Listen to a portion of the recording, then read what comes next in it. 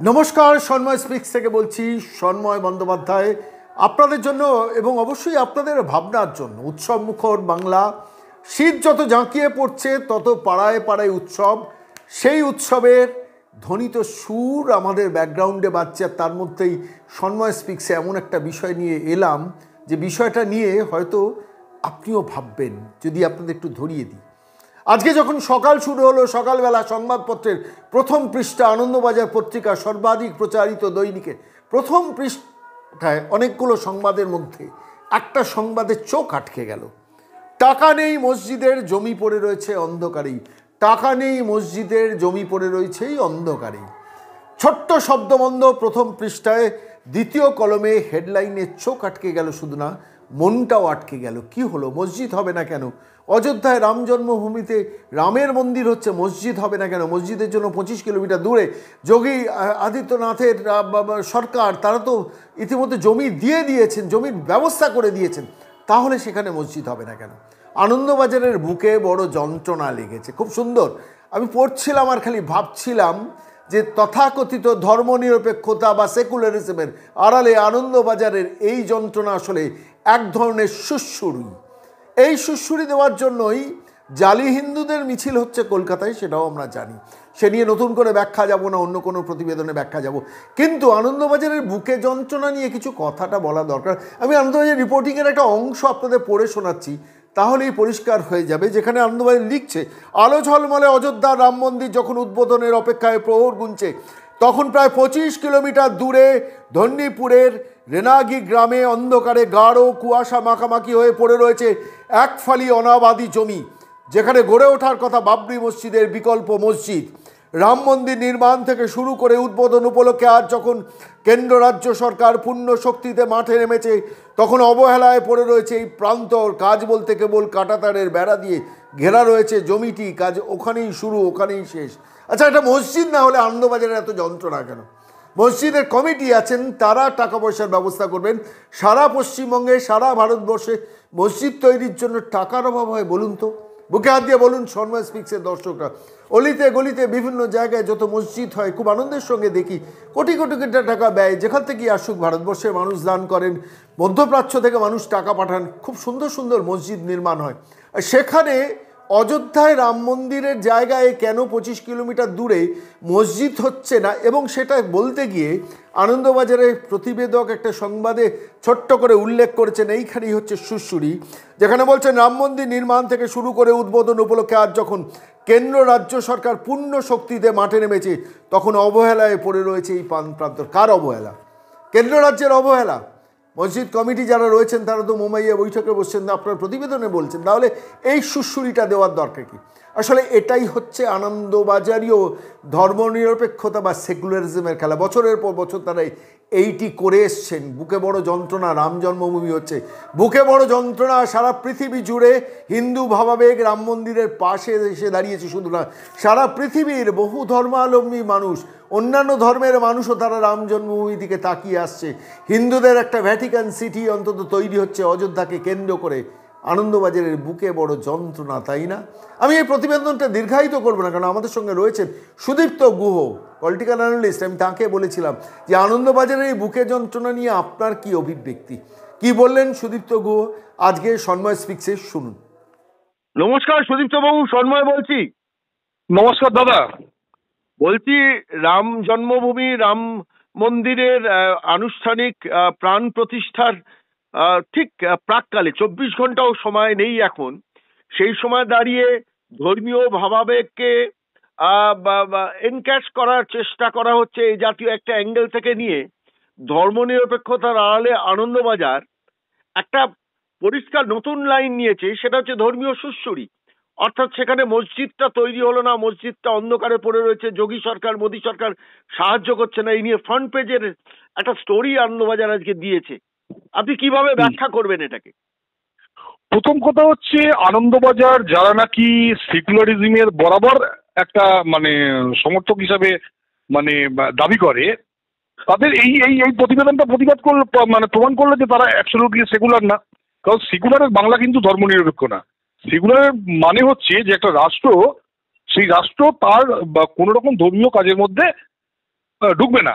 গত 10 দিনে এর উপর জওহরলাল নেহরুর বন্দনা করে এরা বহু আর্টিকেল লিখেছে।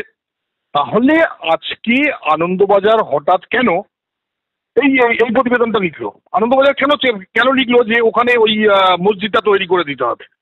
পশ্চিমবঙ্গে আপনি চারিদিকে বা সারা ভারতবর্ষে আপনি বহু মসজিদ দেখুন, প্রত্যেকটা মসজিদের অবস্থা খুব ভালো, এবং এরা বিভিন্ন জায়গা থেকে নিজেরা ফান্ডিং করে, এরা দান দেয় বা এদের দান আসে মধ্যপ্রাচ্য থেকে।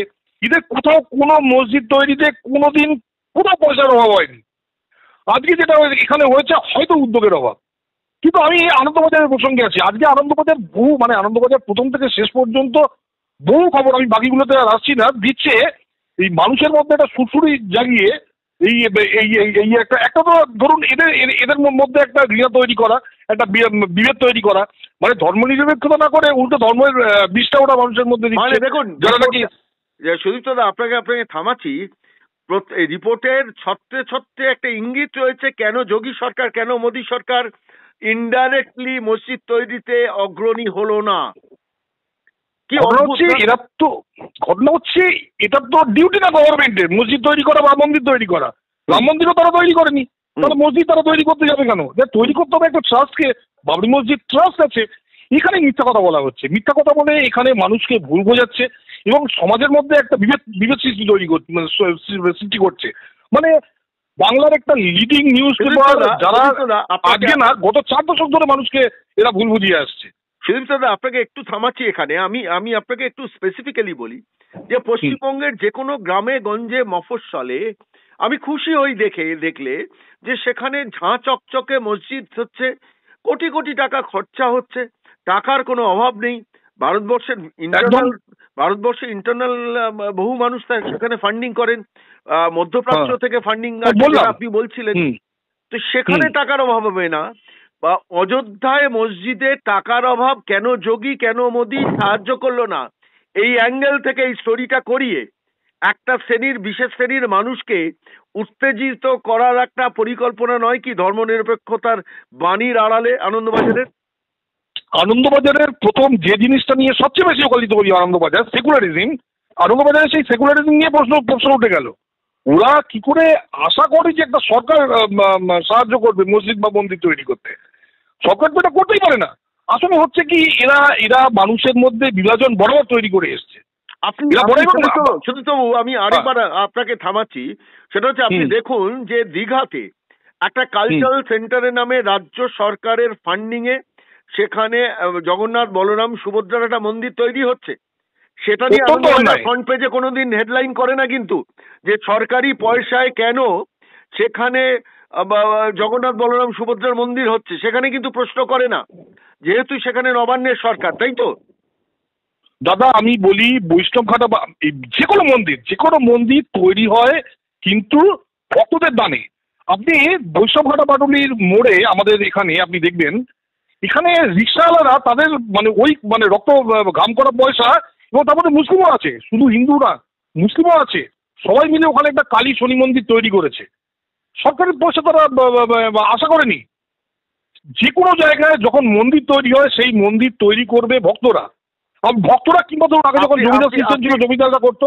আজকে রাজ্য সরকার কেন জগন্নাথ মন্দিরের জন্য টাকা ইনভেস্ট করবে, যেখানে দেখুন সুদীপ দাদা, একটু আলোচনার জায়গা আসছি। সেটা হচ্ছে রাজ্য সরকার খরচ করছে, সেটা নিয়ে আনন্দবাজারে কিন্তু কোনো প্রশ্ন নেই। আনন্দবাজারে কোনো ফ্রন্ট পেজ হেডলাইন করে না। আপনি ভালো করে একটু খেয়াল করে দেখুন, রাজ্য সরকার খরচ করছে, তার টাকা আছে, অনেক টাকা আছে, সে খরচা করছে, সেটা নিয়ে আনন্দবাজার প্রশ্ন করছে না। সরকারি খরচে মন্দির কেন, এই নিয়ে হেডলাইন করছে না।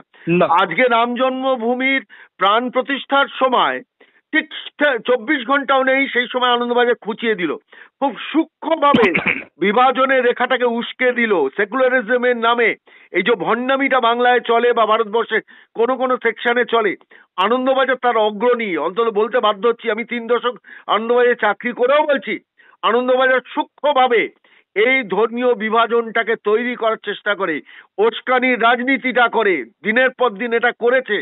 একাধিক ইনস্ট্যান্স আমার হাতে আছে, তথ্য প্রমাণ পরবর্তীকালে দেবো। সুদীপ্ত দা অনেক ধন্যবাদ আলোচনার জন্য। লাস্ট একটা কথা আমি বলে যাই, লাস্ট একটা কথা। আনন্দবাজার দেখবেন লাস্ট 1 থেকে 1.5 মাস বিভিন্ন ধরুন বাঙালি যারা বিদেশে বিভিন্ন কলেজে অধ্যাপনা করেন, আমি প্রত্যেকে ইয়ে করে দেখলাম যে এরা সব প্রেসিডেন্সি বা যাদবপুরে বেসিক্যালি নকশাল করতো, কিন্তু যেহেতু স্ট্যাম্প পড়ে গেছে কলম্বিয়া বিশ্ববিদ্যালয় বা টেক্সাস A&M, এই ছাপ্পাওয়ালা কিছু লোককে দিয়ে এরা প্রচার করছে যে রাজ্য সরকারের কাছে যদি পয়সা নেই, অবস্থা খুব খারাপ, রাজ্য সরকারের দেউলিয়া হয়ে গেছে। তাহলে দীঘায় ওই মন্দির করার পয়সাটা পেলে কি করে? এবং সবচেয়ে বড় কথা, আনন্দবাজার কেন সেটা নিয়ে প্রশ্ন তুলছে না? ওই অধ্যাপকেরা কেন প্রশ্ন তুলছে না যে দীঘায় কেন মন্দির তৈরি করছে? আজকে রাজ্য সরকারের যদি অবস্থা এত খারাপ থাকে, দীঘায় ওই মন্দিরটা কেন তৈরি করছে? আনন্দবাজারও করে না, অমর্ত্য সেনরাও করেন না, এটাই না দুর্ভাগ্য। অমর্ত্য সেন, না প্রণব বর্ধন, না কৌশিক বসু, এরা কেউ করে না, কেউ করেন না। প্রণব বর্ধন, কৌশিক কেউ বসু করে না। বলতে ভুলে গেছিলাম, ঠিকই বলেছেন। হ্যাঁ হ্যাঁ, এরা কেউ এই নিয়ে কোনো প্রশ্ন করে না, অথচ এরা মিথ্যে কথা লিখে যাচ্ছে রাজ্য সরকারের নাকি আর্থিক অবস্থা খারাপ, যেটা নাকি একদম মিথ্যে কথা। রাজ্য সরকারের আর্থিক অবস্থা খুব ভালো। রাজ্য সরকার নিজে বিজ্ঞাপন দেয় যে তাদের আয় নাকি 3 গুণ না 4 গুণ বেড়ে গেছে। তাদের দিয়ে দেওয়ার সময় পয়সা থাকে না, শিক্ষক নিয়োগের সময় পয়সা থাকে না, মন্দির করার সময় পয়সা থাকে। অনেক আপনি মন্দির তৈরি করেন এইখানে। অনেক ধন্যবাদ, অনেক ধন্যবাদ। ধন্যবাদ দাদা, ধন্যবাদ, আলোচনা থাকার জন্য। ধন্যবাদ, নমস্কার।